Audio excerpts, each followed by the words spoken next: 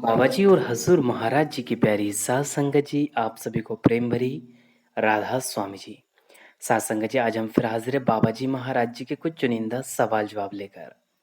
तो चलिए हम चलते हैं सवाल जवाब की ओर। सात संगत जी, बाबा जी महाराज जी से एक लड़की कहने लगी, बाबा जी मैं जज बनना चाहती हूँ।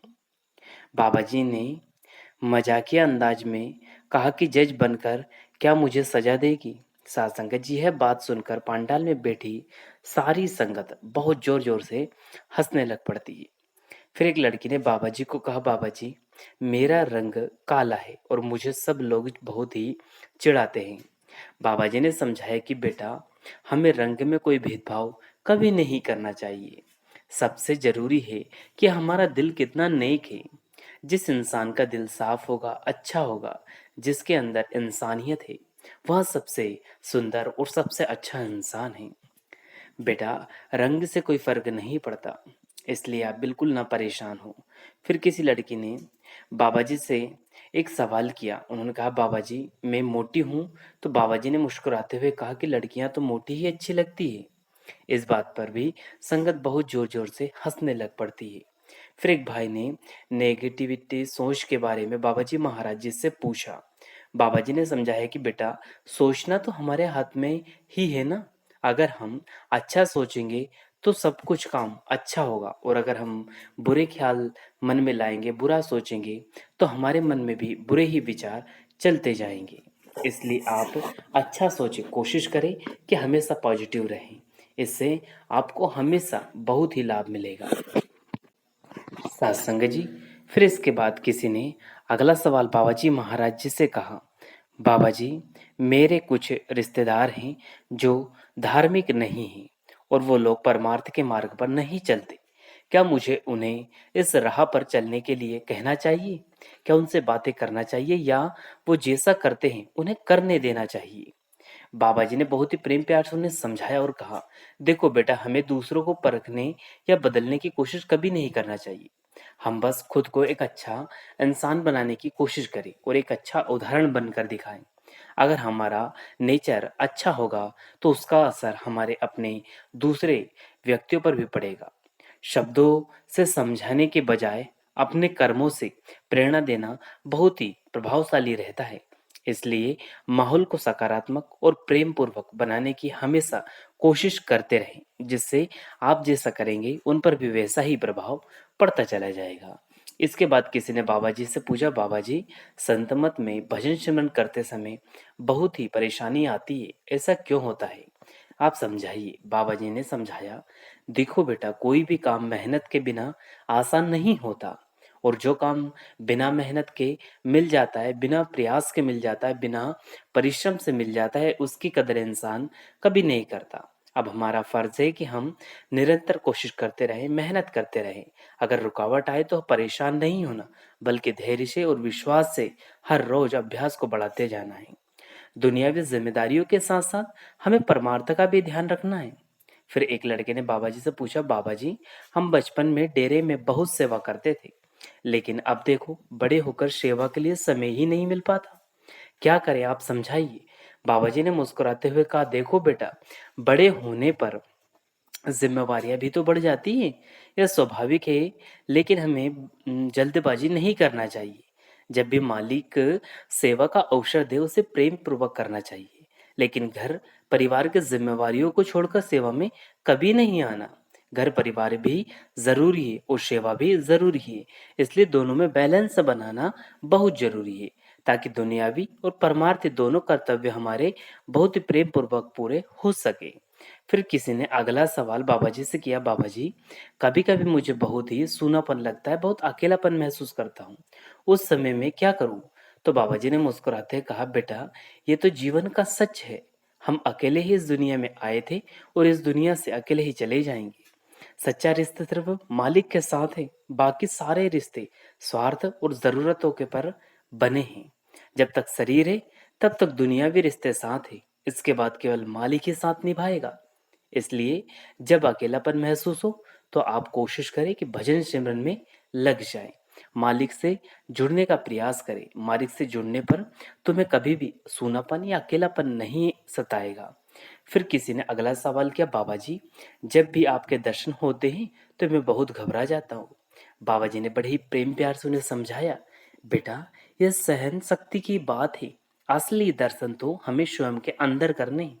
बाहरी दर्शनों से बस एक माहौल बन सकता है, लेकिन वास्तविक रूप से मालिक को देखने के लिए अंतर्दृष्टि खोलनी पड़ेगी और उसके लिए खूब सारा भजन सिमरन करना होगा।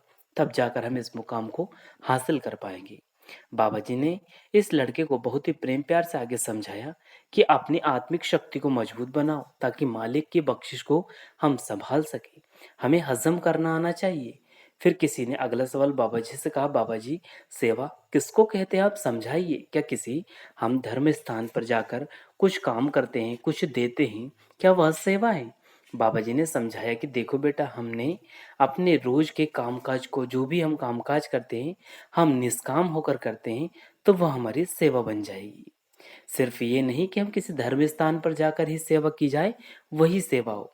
निष्काम भाव से किया हुआ हर एक काम सेवा बन जाता है। जो हम अपने घर परिवार समाज जहाँ रह रहे हैं उसमें करते हैं तो वह हमारी सेवा बन जाएगा। लेकिन ये बाहरी सेवा सिर्फ माहौल बनाने के लिए होती है। हमने असल सेवा को नहीं भूलना। असल सेवा मालिक की भजन बंदगी है। फिर किसी ने अगला सवाल बाबा जी से पूछा, बाबा जी, लगभग 20 साल पहले आपकी दया मेहर से नामदान की बख्शिश हो गई थी और शुरुआत में मैं भजन सिमरन बहुत करती थी, लेकिन बाद में जिम्मेवारियां बढ़ती गई और अब समय ही नहीं निकल पाता कि भजन सिमरन पर बैठ जाऊं। बाबा जी ने समझाया, बेटा, आज हमारे पास हर काम के लिए वक्त है, लेकिन जिस काम ने हमें सबसे जरूरी है, जिससे हम मालिक को समय दे सके, वह हम समय निकाल ही नहीं पाते। उसके लिए हम समय दे ही नहीं पाते। ये बैलेंस तो हमें ही बनाना पड़ेगा। इसमें बाबा कुछ नहीं कर सकता। हमें संसार में रहकर सांसारिक जिम्मेवारियों को भी निभाना है और भजन सिमरन को भी करना है। दिन में समय नहीं मिलता तो आप रात को समय दे, सुबह जल्दी उठे, लेकिन भजन पर जरूर बैठे, क्योंकि अगर हमने यह टाइम व्यर्थ में गवा दिया तो पता नहीं अगला समय मनुष्य देह के रूप में मिले मिले ना मिले, किसी को नहीं पता। फिर किसी ने बाबा जी से कहा, बाबा जी, मैं बहुत इमोशनल हूँ, लेकिन सामने वाले को ये लगता है कि मैं जानबूझकर इमोशनल होती हूँ और बस नाटक करती हूँ। आप समझाइए मैं क्या करूँ? बाबा जी ने उन्हें समझाते हुए कहा, बेटा, हम सारी उम्र दूसरों को खुश करने में लगे पड़े हैं, जबकि इस दुनिया को कोई भी खुश आज तक कर नहीं पाया। हमने अपनी तरफ से सही करना है। दूसरे हमारे बारे में क्या सोचते हैं, हमें उस तरफ ध्यान बिल्कुल नहीं देना चाहिए। हमें खुद की नज़र में और मालिक की नज़र में सही करना है। कल को हिसाब मालिक ने लेना है, दुनिया वाले ने हमसे हिसाब नहीं लेना। अगर आपका रोने का दिल करता है तो बिल्कुल आप रोइए, हंसने का दिल करता है तो हंसिए, दुनिया की परवाह नहीं करना। फिर किसी ने अगला सवाल पूछा, बाबा जी, कभी कभी हमें अपने किसी को बचाने के लिए झूठ बोलना पड़ता है, तो क्या ऐसा करने से हमारे ऊपर कर्म बनते हैं, क्योंकि ये काम तो हमने किसी की मदद करने के लिए किया? बाबा जी ने मुस्कुराते हुए कहा, बेटा, झूठ बोलने तो कल को हिसाब भी तो हमें ही देना पड़ेगा। इस बात से फर्क नहीं पड़ता कि हमने झूठ इस उद्देश्य से बोला, इसलिए इसी जगह पर नेचुरल यानी कि चुप हो जाना चाहिए। यही हमारे लिए बहुत बेहतर है, क्योंकि जो गलत है वो गलत है, मालिक तो हमसे हिसाब लेगा।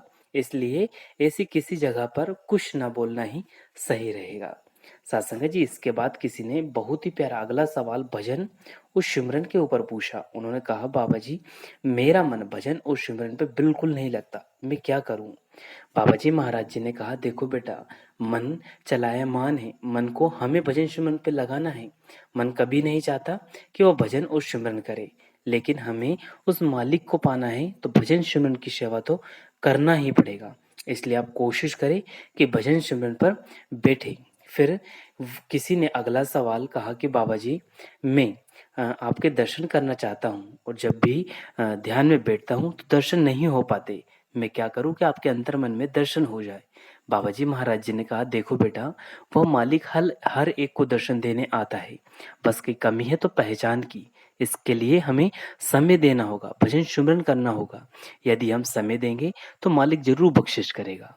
तो साथ संगत जी, ये डेरा ब्यास के कुछ लेटेस्ट सवाल जवाब थे जो बाबा जी महाराज जी उस संगत के बीच हुए थे। आप जी को यह वीडियो कैसा लगा? अगर वीडियो पसंद आया हो तो वीडियो को लाइक करें, शेयर करो, कमेंट बॉक्स में राधा स्वामी लिखना बिल्कुल ना भूलें। फिर मिलेंगे आपसे किसी और वीडियो में, तब तक आप जी अपना और अपनों का ध्यान रखें।